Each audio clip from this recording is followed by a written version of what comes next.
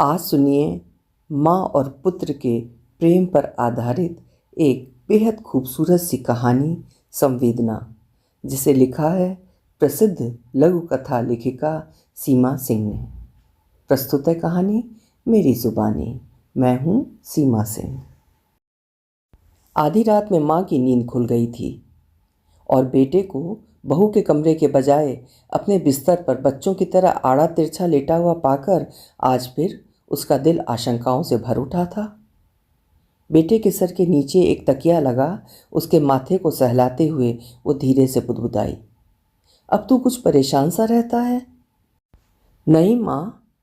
शायद माँ के स्पर्श से बेटे की कच्ची नींद खुल गई थी और वो करवट ले माँ के करीब आ गया था। पिछले महीने पति के गुजर जाने के बाद अब उसे भी गहरी नींद कहाँ आती थी। रातें तो यूं ही आंखें मूंद हल्की झपकियों में कट रही थी, ऊपर से बेटे की ये बेचैनी। आजकल जाने कब तू मेरे बिस्तर पर आकर सो जाता है? बहू से नाराज है क्या? नहीं माँ। किसी अबोध की तरह माँ से लिपटने की कोशिश करता इस सवाल को भी टाल गया वो।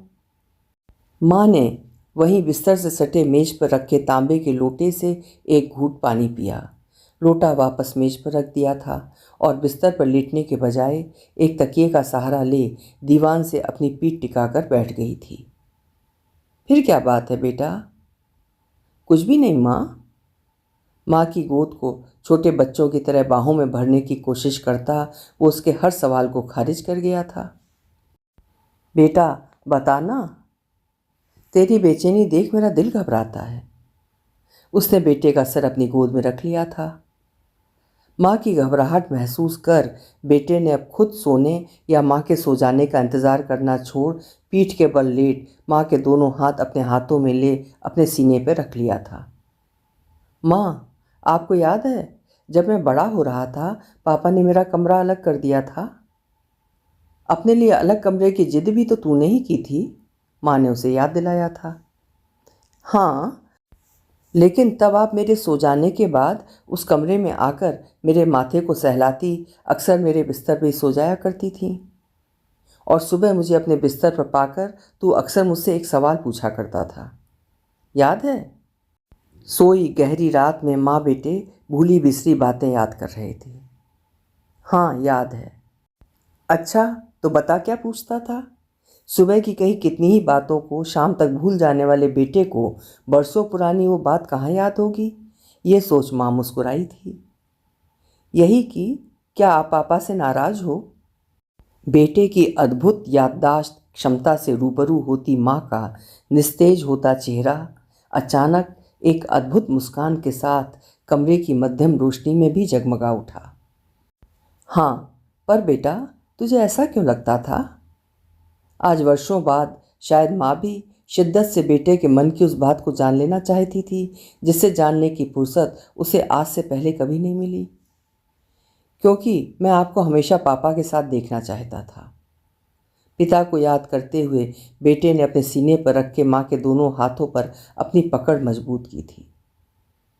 बेटा मैं भी तुम्हें हमेशा बहू के साथ देखना चाहती हूँ, माँ ने झुककर बेटे का माथा चूमकर कहा।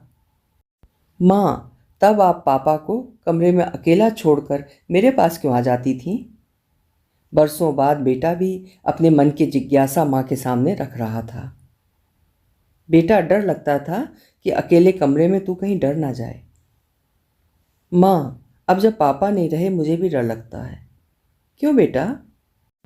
माँ अपने बेटे का डर जानने को अधीर हो उठी। कहीं आप अपने अकेलेपन से डर ना जाओ, इसलिए मैं माँ। इसके आगे वो कुछ कह ही नहीं पाया। माँ बेटा एक दूजे से लिपट गए थे और सारे शब्द आंसुओं में बह गए थे। अभी आप सुन रहे थे प्रेम और विश्वास से पगी हुई एक मीठी सी कहानी संवेदना, जिसे लिखा था प्रतिष्ठित व प्रसिद्ध लेखिका सीमा सिंह जी ने। मुझे पूरी आशा है कहानी आपने सुनी नहीं महसूस की होगी। कल फिर मिलेंगे। आपका समय शुभ हो।